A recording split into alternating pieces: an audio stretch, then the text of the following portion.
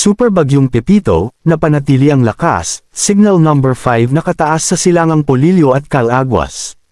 Update, napanatili ng Super Bagyong Pepito ang napakalakas na hangin na 185 km per hour at bagsong 255 km per hour matapos nitong hinambalos ang Catanduanes kagabi.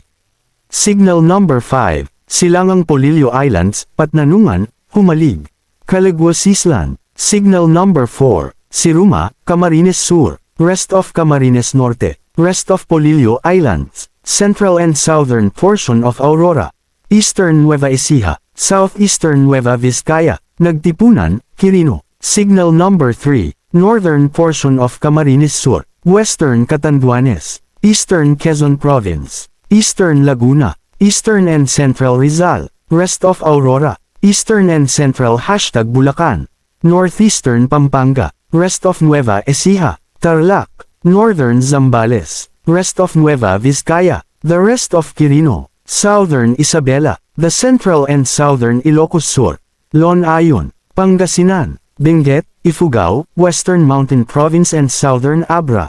Signal number 2, Albay, northern Marinduque, rest of Quezon, rest of Laguna, rest of Rizal, Cavite, northern Batangas, Metro Manila, Bataan, rest of Pampanga, rest of Bulacan, rest of Zambales, southwestern #Cagayan, rest of Isabela, rest of Abra, southern Apayao, Kalinga, rest of Mountain Province, the rest of Ilocos Sur, southern Ilocos Norte.